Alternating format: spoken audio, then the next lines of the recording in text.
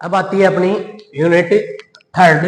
तो unit third का जो दिया हुआ है उसमें दिया हुआ आपके हायर नॉन कोऑर्डिनेट्स। इससे पहले आपने सेकंड जो यूनिट में पढ़ा था वो पढ़ा था लोअर नॉन कोऑर्डिनेट्स, यानी जितने भी निम्नतम जीव थे उनके बारे में पढ़ा था। अब क्या करना है, एक स्टेप आगे, मतलब अब अपने को पढ़ना है हायर कोऑर्डिनेट्स।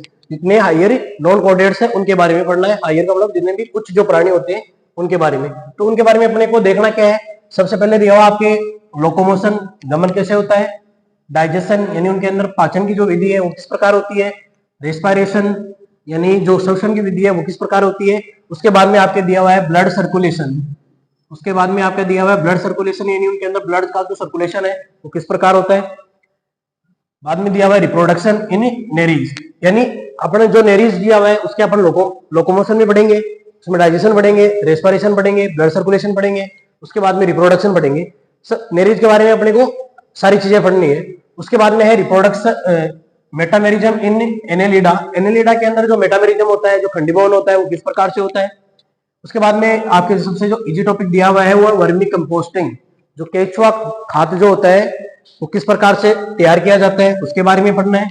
एपीकल्चर आपके दिया हुआ है मधुमक्खी पालन, मधु जो मक्खी पालन है वो किस प्रकार से होता है वो पढ़ना है।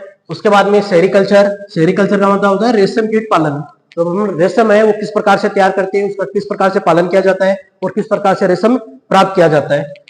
उसके बाद में लाख पालन, लाख पालन का मतलब लाख पालन, लेक कल्चर का मतलब लाख पालन। अपन लाख का उत्पादन किस प्रकार से कर सकते हैं, कौन से पेड़ों पर उसे उगाते हैं, कौन से जीव उसके लिए अपने को चाहिए, तो ये क्या होता है लेक कल्चर। उसके बाद में है मेटामॉर्फोसिस इन इंसेक्ट। इंसेक्ट के अंदर या जो छोटे कीड़े मकोड़े होते हैं उनके अंदर कायांतरण की जो प्रक्रिया होती है वो किस प्रकार से होती है, तो आपका ये पॉइंट है मेटामॉर्फोसिस इन इंसेक्ट। उसके बाद में लास्ट जो थर्ड यूनिट का है वो है लार्वाल फॉर्म ऑफ क्रिस्टेशिया, यानी क्रिस्टेशिया में कौन कौन सी लार्वा अवस्थाएं पाई जाती है, कौन सी लार्वा अवस्थाएं नहीं पाई जाती। तो ये अपना डिटेल जो सिलेबस है वो यूनिट किसका है, थर्ड का है। अब अपने आती है यूनिट फोर्थ, उसका जो नाम है वो है हायर नॉन कोऑर्डिनेट्स सेकंड। अपने थर्ड यूनिट में पढ़ते हायर नॉन कोऑर्डिनेट फर्स्ट और यहाँ आता आपका हायर नॉन कोऑर्डिनेट सेकंड। तो इसका जो फर्स्ट जो चैप्टर है वो है टोर्शंस इन गैस्ट्रोपोडा। जो गैस्ट्रोपोडा है उसके अंदर कौन सी ऐठन होती है वो पढ़ना है। उसके बाद में है लोकोमोशन, गमन, डाइजेशन, ब्लड सर्कुलेशन और रिप्रोडक्शन इन पाइला, यानी पाइला के जो जीव हैं उनके अंदर अपने को क्या पढ़ना है, लोकोमोशन किस प्रकार होता है, डाइजेशन किस प्रकार होता है, ब्लड सर्कुलेशन है वो किस प्रकार होता है, जनन की जो प्रक्रिया है वो किस प्रकार होती है, ये सब किसमें पढ़ना अपने को, पाइला के अंदर पढ़ना है। उसके बाद में पियर कल्चर दे रखा आपके मुक्ता संवर्धन की, मुक्ता संवर्धन है वो अपन किस प्रकार से कल्चर उसका कर सकते हैं, किस प्रकार से उसे बना सकते हैं। उसके बाद में वाटर वेस्कुलर सिस्टम इन एस्टेरोइडिया, एस्टेरोइडिया के अंदर जल संवहन तंत्र है वो किस प्रकार होता है, यानी एस्टेरोइडिया जो सी स्टार्स होती है, समुद्री जो मछलियां होती हैं उनके अंदर वाटर वेस्कुलर सिस्टम है वो किस प्रकार का होता है, जल संवहनी तंत्र है वो किस प्रकार का होता है।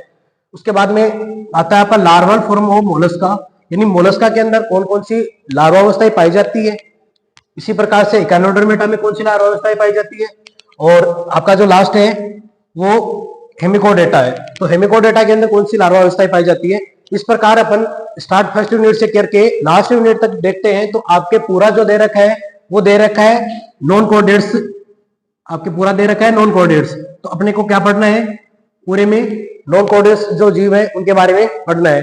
तो first unit, second unit, third unit, जो तीन आपके 4 यूनिट दे रखे, इतनी ज्यादा हार्ड है नहीं, बहुत इजी लैंग्वेज में आपको एक एक टॉपिक वाइज आपको पढ़ाया जाएगा, बहुत अच्छे से पढ़ाया जाएगा।